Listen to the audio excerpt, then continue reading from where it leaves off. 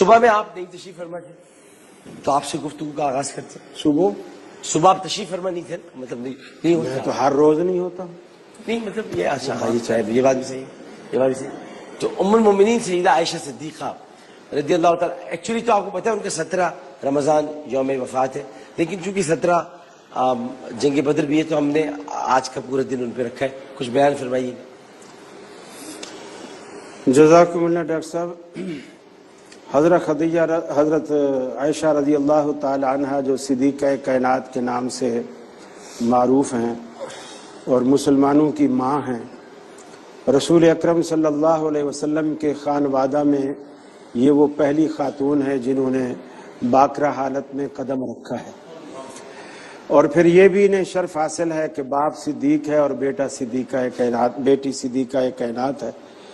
پھر انہیں یہ بھی شرف حاصل ہے کہ بارہا جس طرح خدیجہ الکبریٰ رضی اللہ تعالی عنہا کو اللہ رب العالمین کی طرف سے جبریل امین سلام لے کر آئے, اسی طرح بارہا سیدہ عائشہ صدیقہ رضی اللہ تعالی عنہا کے لیے بھی جبریل امین اللہ کے سلام لے کر آئے. جی خود رسول اکرم صلی اللہ علیہ وسلم نے شادی کے بعد سیدہ عائشہ سے فرمایا, عائشہ تیری شادی سے پہلے جبریل میرے پاس 2 مرتبہ سبز رنگ کے ریشمی غلاف میں تیری تصویر لپیٹ کر میرے پاس لائے اور مجھے کہا کہ ان کو دیکھو یہ آپ کی بیوی ہونے والی ہے. میں نے کہا انشاءاللہ. 2 مرتبہ دکھایا, عائشہ وہ تصویر تمہاری ہی تھی. گویا یہ انتخاب نبی کریم صلی اللہ علیہ وسلم کے لیے اللہ رب العالمین کا تھا. جو جبریل امین نے آپ کو 2 دفعہ دکھایا, یہ اللہ رب العالمین ہی کا انتخاب تھا. پھر نبی کریم صلی اللہ علیہ وسلم کی حیات مبارکہ میں آپ اس قدر علم کا, دین کا درک انہوں نے حاصل کیا, خاص کر گھریلو مسائل جتنے ہیں ازدواجی زندگی کے, سیدہ عائشہ صدیقہ رضی اللہ تعالی عنہا سے زیادہ دیگر ازواج مطہرات اتنا نہیں جانتی جتنا سیدہ عائشہ جانتی ہیں. اور دیگر روایات بھی سیدہ عائشہ صدیقہ رضی اللہ تعالی عنہ حضور اکرم صلی اللہ علیہ وسلم کی احادیث کو زیادہ بیان کرنے والی ہیں.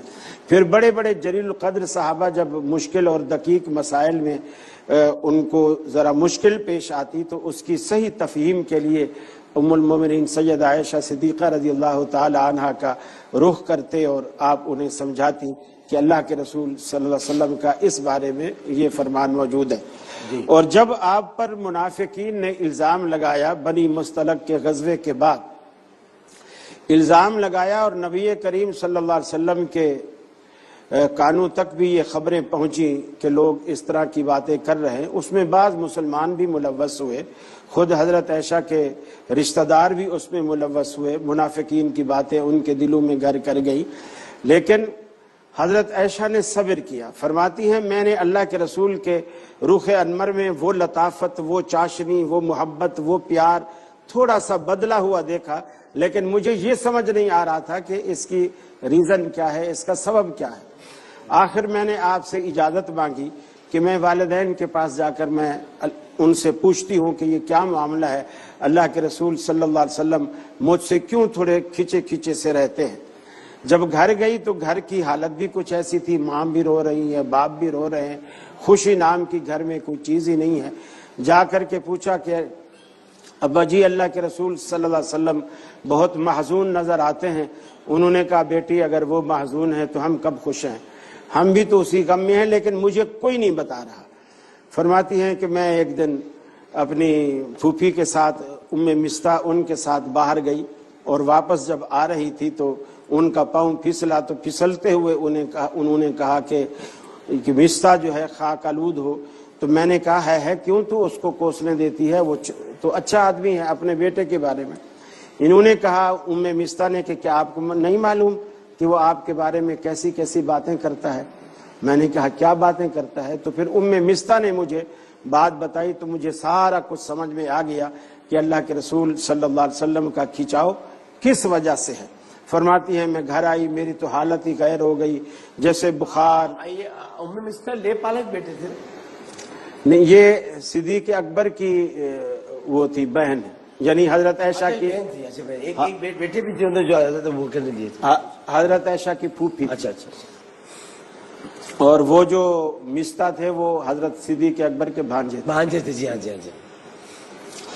تو یہ جب بیمار بھی ہو گئی، تکلیف بھی ہوئی، اور اتنی زیادہ تکلیف ہوئی، کہتے ہیں کہ میں مصلی لے کر بالکل الگ ہو گئی، اور اللہ کے رسول صلی اللہ علیہ وسلم کبھی آتے گاہے بگاہے پوچھتے عائشہ کیسی ہیں، اور میری والدہ بتا دیتی وہ ٹھیک ہیں اور چلے جاتے. ایک دن فرماتی ہے کہ میں رو رو کے میرا بھی برا حال تھا، اب تقریباً کوئی 1.25 مہینے کا عرصہ بیت چکا تھا.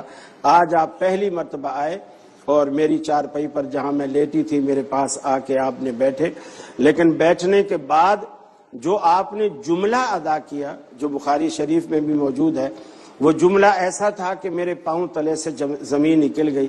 اللہ کے رسول نے فرمایا یا عائشہ تو انک کنت من بنات آدم ان کنت الممت بذنب فاستغفری من اللہ. عائشہ تو بھی آدم زادی ہے، اگر تجھ سے واقعی کوئی گناہ سرزد ہوا ہے تو اللہ سے معافی مانگ، اللہ رب العالمین بخشے گا.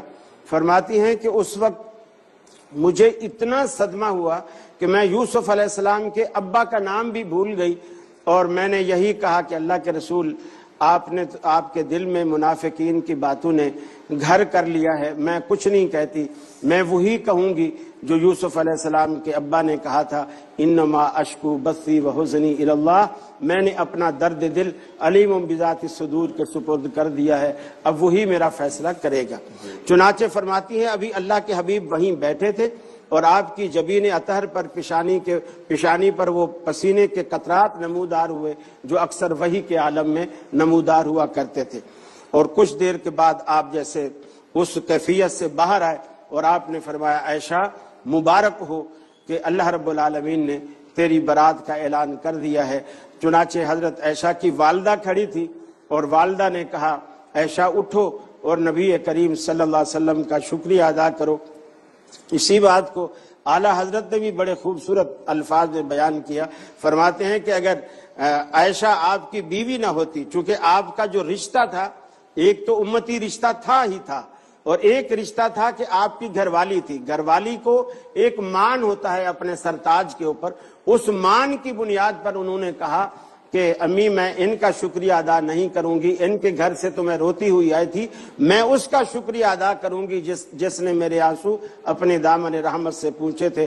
اللہ کے حبیب نے سورہ نور کی وہ آیات پڑھی الخبیثات للخبیثین والخبیثون للخبیثات والطیبات للطیبین والطیبون للطیبات. گویا جرح تعدیل کے لہجے میں اللہ نے یہ بات واضح کر دی کہ اگر تم عائشہ کے کردار پہ شک کرو گے تو پھر نبی کریم صلی اللہ علیہ وسلم کے دامن پر بھی وہ داغ آئے گا. جس طرح نبی کا دامن بے داغ ہے اسی طرح ماننا پڑے گا کہ صدیق کائنات کا دامن بھی بے داغ ہے. ہم نے گندی عورتیں گندے مردوں کے لیے اور پاک دامن اور پاک باز عورتیں پاک دامن مردوں کے لیے ہم نے رکھی ہیں، اور تو رسول اللہ صلی اللہ علیہ وسلم سے زیادہ پاکیزہ دنیا میں اور کون ہو سکتا ہے. بلکہ اس سے پہلے جب آپ پریشان تھے مختلف صحابہ کرام سے آپ نے مشورے لیے، اس میں ایک مشورہ آپ نے حضرت عمر فاروق رضی اللہ تعالیٰ عنہ سے بھی لیا. عمر میں عائشہ کے معاملے میں پریشان ہوں، بتاؤ میں کیا کروں.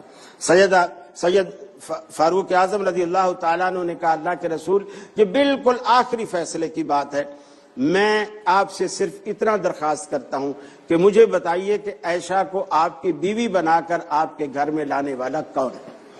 اللہ رب العالمین کے پیغمبر نے انگلی آسمان کی طرف اٹھائی، فرمایا کہ یہ فیصلہ تو رب العالمین کا ہے. فرمایا کہ اللہ کے رسول پھر آپ ہم سے مشورہ کیوں کرتے ہیں؟ آپ اس سے پوچھے کہ اس نے کس ہستی کے لیے کس بیوی کا انتخاب کیا، اس کا انتخاب کبھی غلط ہو سکتا ہے.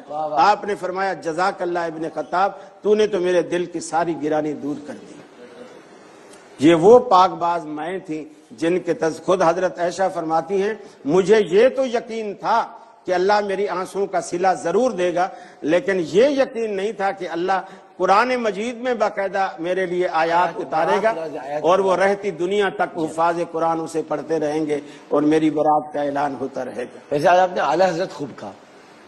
جی اعلیٰ حضرت خوب کہا آپ نے. جی اس لیے کہ حدیث میں آتا ہے الحکمت ضالۃ المؤمن، کوئی بھی اچھی بات ہے اچھا لگا وہ مومن کی گمشدہ چیز ہوتی ہے. جی تو گمشدہ مل گئی نا چیز آپ. جی ہاں ماشاءاللہ. جی مفتی صاحب.